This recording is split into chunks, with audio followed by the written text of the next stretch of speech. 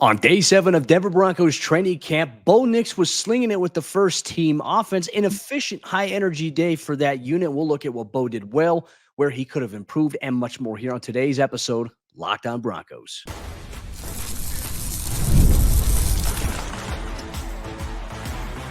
You are Locked On Broncos, your daily Denver Broncos podcast. Part of the Locked On Podcast Network, your team every day. What's happening, Broncos Country? Welcome to another episode, Locked On Broncos, your daily Denver Broncos podcast, part of the Locked On Podcast Network, your team every day. I'm your host, as always, Cody Roark, credentialed Broncos reporter for Mile High Sports, covering the team daily in Dove Valley, joined alongside, as always, by longtime site expert and voice for Broncos Country over there at predominantlyorange.com. He is Sayre Bedinger. And on today's episode of the show, we'll go through our day 7 Broncos camp standouts, a major injury happening in practice early. We'll give you an update on Quinn Bailey. On top of that, one key player who stood out for the offensive side of the ball was Josh Reynolds, one of the Broncos' key offseason acquisitions. We'll talk about what his introduction into the offense looks like, not only for Bo Nix, but for other quarterbacks in this system. And speaking of Bo Nix, had his best overall day of training camp yet during Wednesday's practice, had a little bit of a gunslinger mentality, and was highly efficient to the point we got a new nickname for him called SEAL Team Nix. We'll break that all down here on today's episode of the show. If you're an everyday, we want to say thank you so much for making us your first listen of the day every single day. YouTube, wherever you get your podcast, make sure you subscribe or follow so you never miss out on what's going on with your favorite team. Sayre, my friend, let's really kick things off on today's episode of the show, talking about the Broncos offense. Look, the quarterback competition is the biggest story right now for this team, the story around rookie quarterback Bo Nix. Those are always going to garner the most attention in terms of what the fan base wants to know. How are things looking at practice? There's a lot of conflicted information, I would say, from people who maybe watch 1 or 2 days of practice or conflate one bad practice and one good practice. And all of a sudden it's like, what do we make of this situation? Overall, Bo Nix has been, for the most part, steady alongside Jarrett Stidham. But Nix had his best overall day during Wednesday's practice in Dove Valley. A little bit of a longer practice for the Broncos, where he got all of the first-team reps.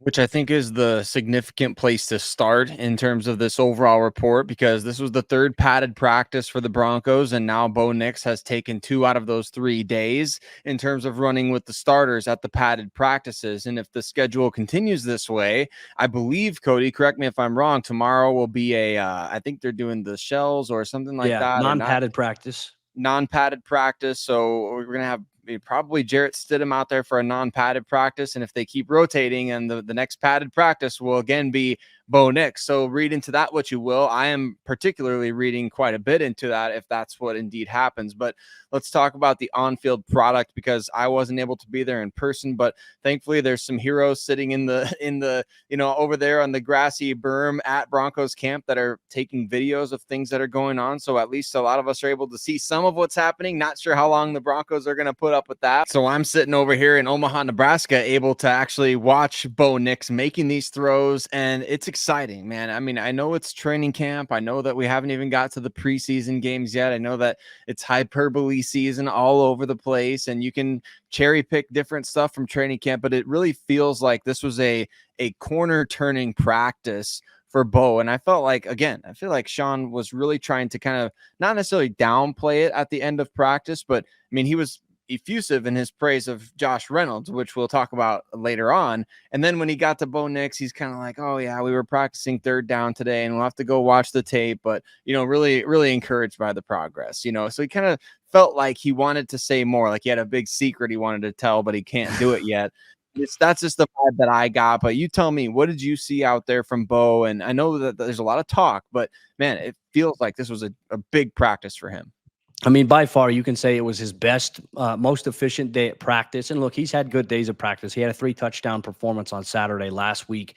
But in this situation, running with the first-team offense, you want to be able to see that unit start to establish some rhythm. And I would say between all the quarterbacks, like, there has been more rhythm with guys like Bo and with Jarrett Stidham. Those two guys have generated rhythm within the system. But this was a day where I felt like the Broncos and Bo Nix specifically took chances downfield. I'm not talking about in the flats or within 5 to 6 yards. I'm talking about actually going past 10 yards on a lot of these throws here. Like, that's what you want to see ultimately. we know Bo can throw the short stuff. We know he can throw the 5 to 10 yard stuff. But okay, hey, we want to see in the Broncos offense and Broncos country, more importantly, production wise, wants to see more from 10 plus yards, 15 to 20 yards. And I would just say it was a good day overall. I mean, there was one play where it was at the very first play of the first team period and the third and short situations that they were working on. He had an absolute beautiful throw to Marvin Mims, but Riley Moss came in, like Marvin Mims caught it, was going to the ground, and then late Riley Moss comes in, knocks it away. Like, that's just a great play by the DB, but it was a great throw there by Bo. And then he found, Josh Reynolds. There's one play where Josh Reynolds was running an in-breaking route. He had PS2 on his hip there covering him. Bo fitted into a tight window perfectly, let him in stride. There was nothing Surtain could have done to get his hand on the football there. And it's like, okay, hey, there's some momentum, right? And then he just kind of catapulted from that standpoint there. And he would go on, he'd find Greg Dulcich for a nice little route, did a great job pre-snap, identifying, okay, hey, this is where pressure is coming from. He killed the play, checked it at the line of scrimmage, changed the protection call, and then, just found Greg Dulcich for about a 7-yard sit route. Like, you want to see those things. Like, that's what keeps drive sustainable and alive. So, yeah, I would say it was Bo Nix, his best day overall at camp. It was a promising development. I know there's a lot of social media discourse. And look, I like to believe this notion to be true. Social media is not really real. You get the people who are trolls. You get the people who you just simply can't reason with. But overall, this was a great step in the right direction, I think, for Bo Nix. And I think importantly, I kind of put it out there earlier. The coaches aren't really approaching this competition with like, we need to figure out who the guy is right now. It's a level of patience because the first 2 weeks of camp are really installing, going over the foundational stuff.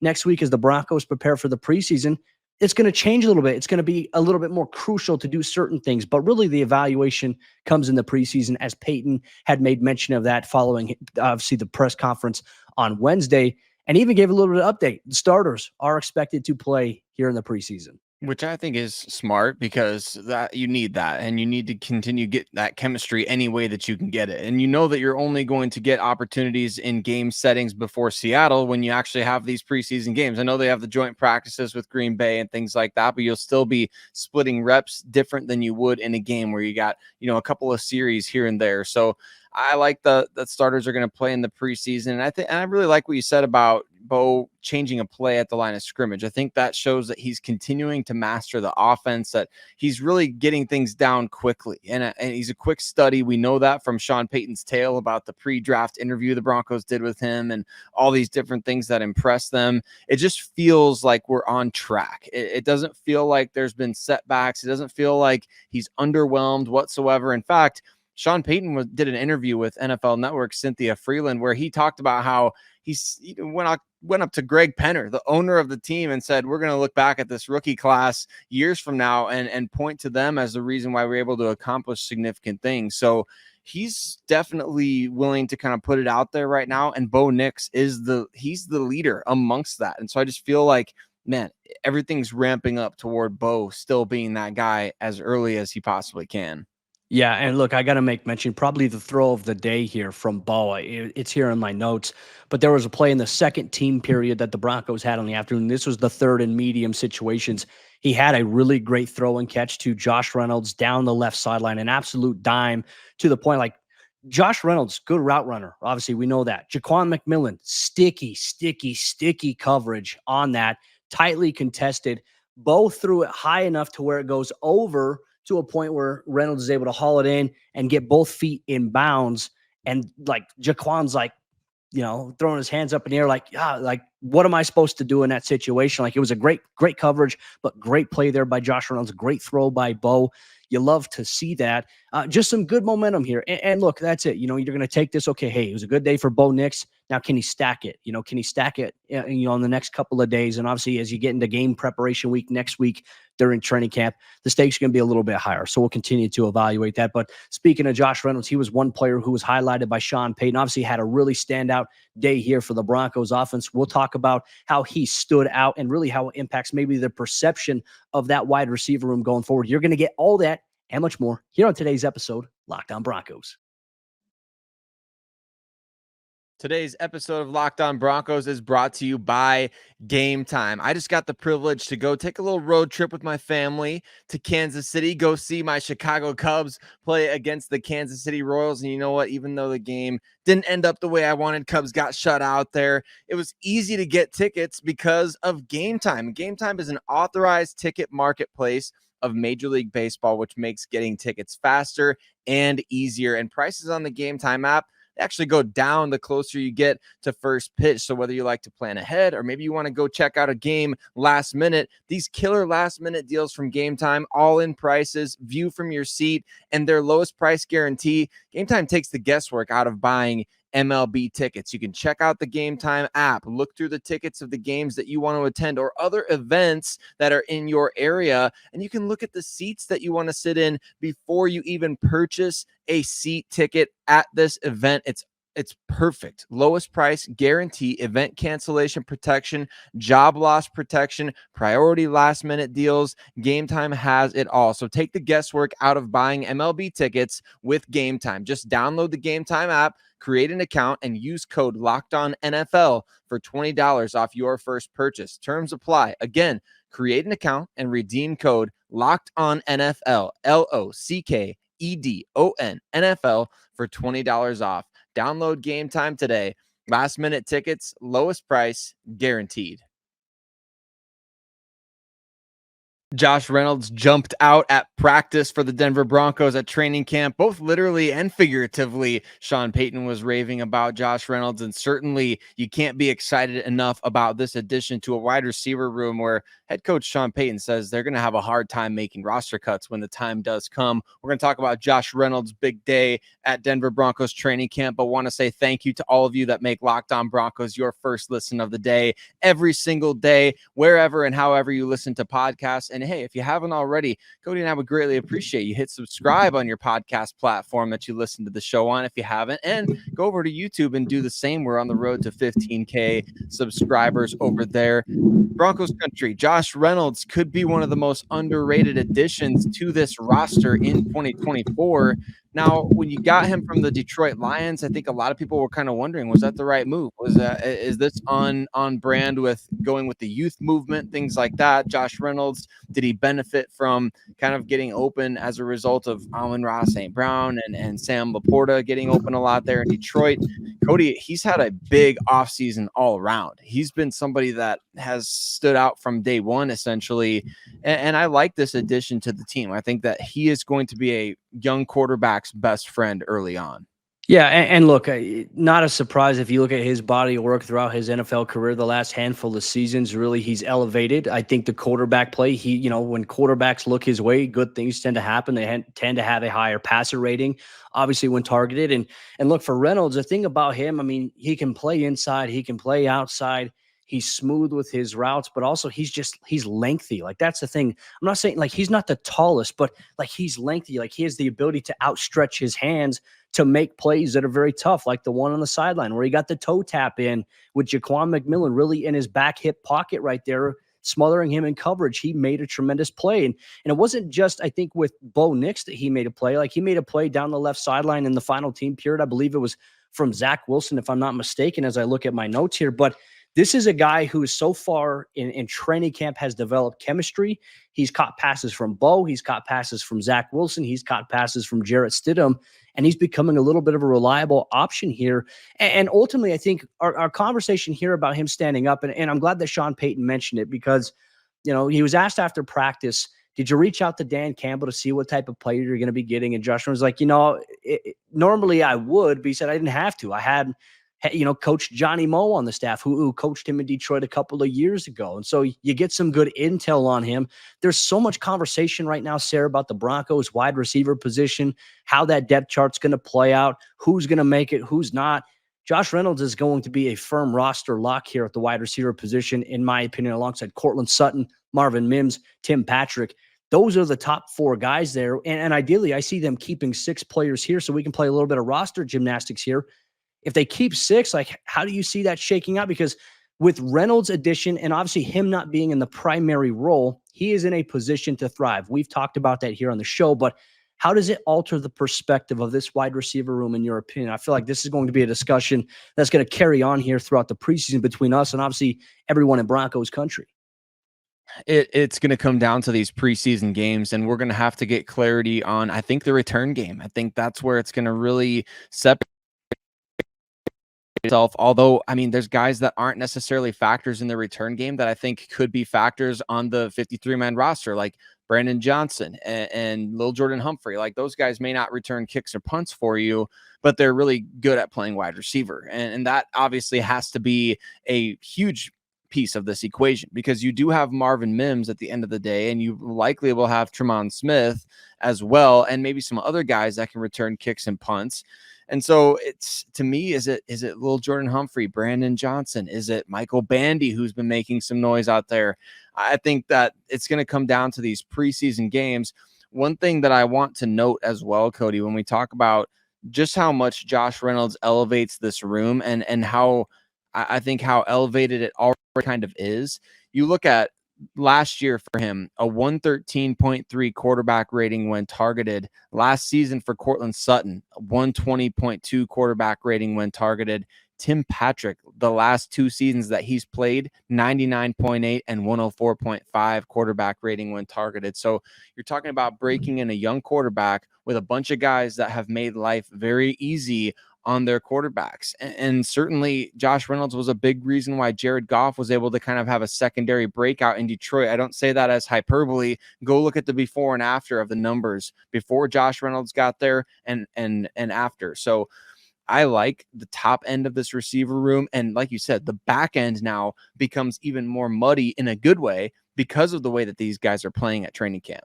Well, and I know all the years you and I've been doing this show, there's every year, really, I think outside of this year, you've been saying, why are the Broncos not going out and investing at getting better wide receiver depth? And I think that their wide receiver depth right now, I think it's in a very good spot. But here, here's another thing that Sean is always talking about too, and you can definitely see his value in it. He mentions how important. I mean, take a shot every time you hear Sean Payton say he likes the size of the wide receiver room, right? Yes. He truly means that, not just like in a sense that these guys can block, but also in the sense that they can do certain things in the passing game. And I think when you look at, guys like Cortland, Tim, ridiculously good size for the NFL wide receiver position. And then you look at Josh Reynolds, not necessarily as tall as Cortland Sutton and those guys, but he's long and lengthy and has the ability to make some of those crazy catches. And then you also look at guys like Lil Jordan Humphrey with his size. Like Lil Jordan Humphrey, we'll talk about him here in a minute in terms of day 7 standouts. But man, he's had a really good training camp so far with all these quarterbacks, Bo, Zach, and also Jarrett Stidham. So, the opportunities for these guys are going to amplify. That competition is going to become fierce. You don't want to have like a situation where you just have tall guys, like big guys at receiver. You need it. Absolutely. Not saying you don't need that, but you also need speed and finesse guys like Troy Franklin, guys like Jalen Virgil. And so for me, we look at this receiver position playing out. These guys are getting a ton of reps. Like even Cortland was getting rotation reps in with the 3rd-team offense when Jarrett Stidham was running that during today's practice. And so for me, it's like, all right, what is the defining factors? If Denver's top 4 is Cortland, Tim, Josh Reynolds, Marvin Mims, in no particular order, those are the top 4 guys here. Okay, not only is receiving impact going to help determine who that 5th and 6th receiver is going to be, but it's also, as you mentioned, the kicking game. Jalen Virgil, a gunner, more so probably than anybody else. Lord Jordan Humphrey has the ability to be a core 4 guy. He's not going to be a gunner, but he's going to help you on special teams in a lot of different ways. So it's some tough decisions that will be happening here for the Broncos as things get a little bit more dicey as we get deeper into training camp. Obviously, Thursday's practice will not be padded here for the Broncos per the CBA, give the guys a little bit of breather. But Sean Payton said you want to build some callousness here as you get closer because, look, it's not this Sunday, but it's next Sunday. The Broncos will have their first preseason game on the road. Indianapolis Colts, 11 a.m. Mountain Time kickoff. We are stoked and thrilled for that to be coming up here. But we're also stoked to maybe highlight some of the day 7 standouts in Broncos practice, but also a major injury update on one of the Broncos players who the team had big plans for here in 2024. That's something we'll break down here in today's. Today's show is brought to you by FanDuel. I love sports. I love them so much. I never want them to stop. But sometimes when you get into the dog days of summer, you get fewer games, fewer things going on, and sports just aren't sportsing like we want them to. But guess what, football fans? Hey, this football season is coming right back up. The NFL season is finally in full swing, and FanDuel, it lets us keep the sports going whenever we want anyway. All you got to do is open up the app and dream up bets anytime you're in the mood. So you want to check out, hey, what are the odds of Bo Nix maybe winning Rookie of the Year this year for the Denver Broncos? Visit FanDuel.com to look at those odds. And this summer, FanDuel is hooking up all customers with a boost or a bonus daily. That's right. There's something for everyone every day, all summer long. So head over to FanDuel.com and start making the most out of your summer. FanDuel, official sports betting partner of Major League Baseball. Quinn Bailey was expected to be a major part of what Sean Payton had in terms of the game plan process or the additional 6th offensive lineman this upcoming season. But a major injury will more than likely keep him out for the entire 2024 NFL season. Who might we expect to step up into that 6th lineman spot that Sean Payton was talking about, that Bailey was playing, and who are some players that stood out? We're going to break that all down here on today's episode of the show. We want to say thank you once again to all the everydayers out there who make us their first listen of the day. For all your Denver Broncos news, content, coverage, and analysis, this is the place to be. So if you're not an everydayer, become one today so you never miss out on what's going on with your favorite team here. Sayre, let's talk about it. Really, let's get the bad news out of the way, because this is the unfortunate nature of the game. And unfortunately, Denver's had some things happen like this with other specific injuries, but an injury where your player gets carted off and then it goes straight into the ambulance to be taken to the hospital, probably to be rushed into emergency surgery, is never a good thing. Quinn Bailey suffered a major, awful, freak injury during this practice. It was in the skelly period. We were in the media tent up on the hill, and they were just doing, your basic 9-on-7 stuff. It was kind of like a walk-through pace there. But, on a couple of reps, guys were going, falling on the ground. I know coaches were saying, stay up, stay up. There was one play where Quinn Bailey, he got rolled up on, Sayre, and just snapped his ankle. You could see it. I mean, I saw it. People were thinking hey, was that the pads popping? No, that was the sound that we heard was Quinn Bailey's ankle snapping. He was obviously, writhing in pain. Immediately, it's a bad injury when your teammates see it happen. They automatically look away and they're waving for the trainers and the cart to come as quick as it can. I feel so bad for Quinn Bailey, because this is a guy, players love Quinn. Quinn is the guy in the locker room. He comes in, hard hat, lunch pail, has fun, loves football, and comes out there and grinds. He's been on the Broncos roster since 2019. That kind of tells you how he's felt about in that locker room and also by the organization. Carted off in an air cast, fractured ankle. We'll get a little bit more of a definitive update from Sean Payton on Thursday, but just a massive blow for, maybe the Broncos offensive line depth, which now, unfortunately, in this business, it's next man up. Now the Broncos are looking for somebody to maybe fill that 6th offensive lineman role. So with that said, who are some candidates that might have to step into that position?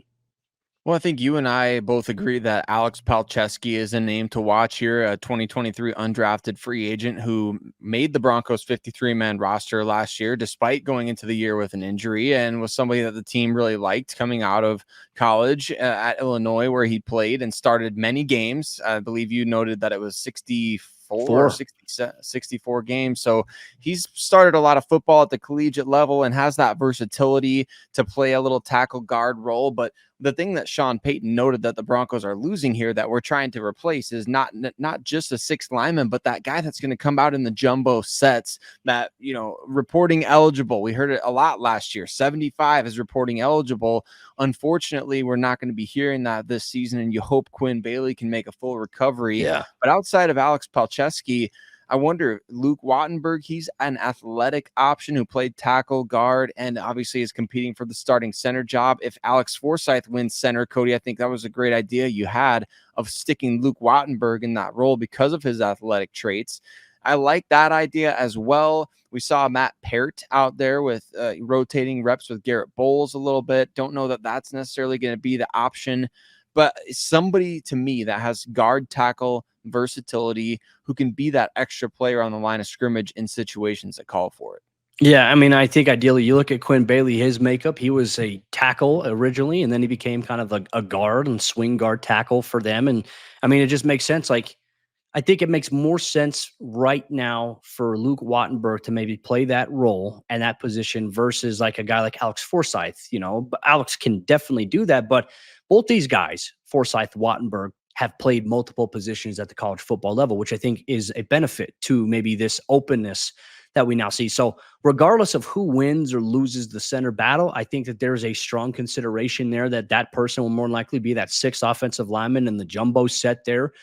It doesn't hurt. I think Wattenberg's probably got the best overall archetype for it. And also Alex Palczewski. I think it's between those two guys for that role. If, in fact, Wattenberg doesn't win the starting job, if he wins it, then that kind of takes it off the table there, for Sean Payton and the Broncos. But I do think this opens up opportunities, and it's just unfortunate. It's like I said, an injury like that happens at practice. The mood for the rest of the day, can kind of get the wind sucked out of the sails a little bit. And certainly for a while it did. I would say this. I do feel like after the injury, the offense, the defense, I think the overall vibe and energy at practice was good despite the circumstances.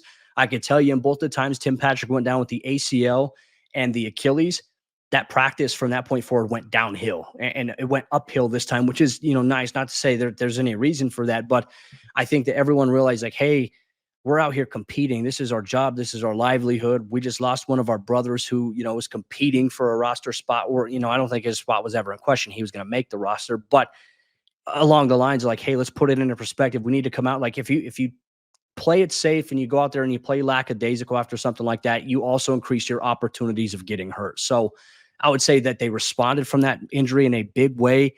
And obviously we wish our best for Quinn Bailey as he goes through recovery and hopefully a successful surgery and no setbacks along this journey for him. We're obviously very, very bummed for him. And obviously his teammates are as well. But let's talk about some other standouts here on day 7 of Broncos camp. We already talked about Josh Reynolds. He got his own segment here in this show. I would say if we had to maybe look at another wide receiver, Lil Jordan Humphrey has been consistent, has been steady since day 1 of Broncos camp, catching passes from all 3 quarterbacks. He had a really nice play down the left sideline in the final team period of the afternoon. If I'm not mistaken, I'm looking here. Jarrett Stidham found him for a deep route inside and then really kind of end things. Zach Wilson found him for a 16-yard play, in the final team period there. You'd love to see just I would say the contributions from him of his size. Like he's a player that has really come on, and we saw the potential, the flash last year against the LA Chargers, that 54-yard catch and run. He did a lot of the work on that situation, helped set up by some good blocking. He's going to be one of the toughest guys, I think, to cut for Sean Payton. And I know that last year he was shuffled up and down the practice squad. So maybe that is an option this year. And I do think, I think there could be a situation again this year, like we saw last year, where maybe Lil Jordan is actually wide receiver 5 on the depth chart, but you can't keep him on the 53 because you have to have a spot for Troy Franklin, and you have to have a spot potentially for another return specialist on the roster. And so I could see Lil Jordan getting shuffled and still being on this team. Now, the fact that he's not subject to waivers because he's a veteran at this point, that can help the Denver Broncos. We've seen them do that before, where you get to roster cuts, you cut a guy and you either bring him back the next day or you put him on the practice squad and shuffle him up to the game day roster. So there are ways that they're going to be able to kind of maybe make up for the lack of roster spots available and work the system in that way. And I think we'll see that happen. On the defensive backfield, Cody, a couple of the clips that I was able to see at practice, I saw a 3rd and long situation in which I believe Bo Nix completed a pass over the short middle of the field to Lil Jordan Humphrey. Riley Moss was right there in coverage. Yeah. And not only was he right there, but he kind of put a little pop on Lil Jordan and would have taken him down to stop the play from getting a first down. So I counted that as a win for Riley Moss. Yes. What else did you see from him out there that could maybe, I know you mentioned a little bit earlier, that can maybe give some confidence towards him building a case for that outside cornerback spot opposite PS2? Yeah, I mean, he had an earlier play against Marvin Mims where Marvin caught it. It was a beautiful throw there by obviously Bo Nix, and just finishing and like playing through the whistle. Like Marvin was going to the ground and Riley just comes in, gets his hand on, knocks it away late, like it forces an incompletion.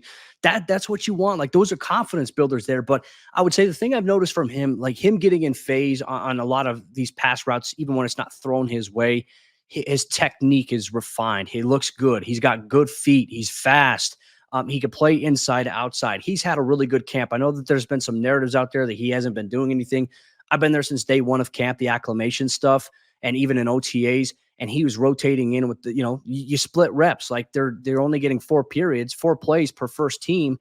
You're going to split reps. You're going to get the first reps on some day. He's been firmly in the mix of that job. He had a really good day. I'd even say Damari Mathis, too, has had a really good training camp here for the Broncos. I'm firmly more comfortable right now with Denver's cornerback depth than I was last year, especially at this point at training camp. I do think you're going to see a situation. I think you are going to see Riley Moss on the 53. You're going to see Damari Mathis. You're going to see Levi Wallace. And all of these guys, Sayre, they're going to play a big role there. And I think that's absolutely important going forward. And speaking of another cornerback here that stood out, got to give a shout out to Art Green. He had one rep here as the second to last play of the final team period of the day in Dove Valley. It was Jarrett Stidham working with the third team offense. He was looking deep down the right sideline to Lil Jordan Humphrey, and Art Green did a great job getting in phase, knocking the ball away, just playing tightly contested coverage. Art Green is one of my preseason standouts that Broncos Country needs to watch for as we get a little bit closer. It was overall a good day, good energy all around here for the Broncos. I didn't really see anything that was like, okay, this person's stock fell. I felt the vibe, the up-tempo-ness of practice was good for the offense. It was good for the defense. It was a productive day. And look, you just want to continue to build on that.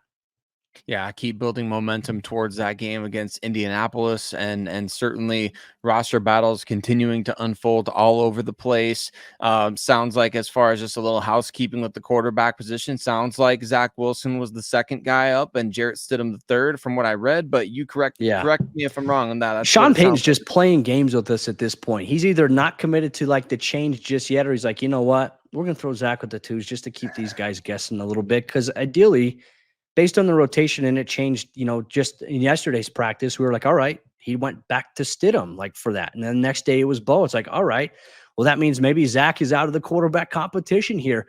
Second day look, second team looks, thought he did a pretty solid job there. He struggles with some inaccuracy issues from time to time. Sometimes some high passes are a little too far in front, but I thought he also had a pretty solid day here for the Broncos. And look, the coaching staff's going to make the right decision with some patience, but also when the time comes, a little bit of urgency. So yeah, that was the rotation for the quarterbacks, obviously on the afternoon. And look, Broncos Country, day 8 of practice will happen tomorrow at Broncos Park, powered by Common Spirit.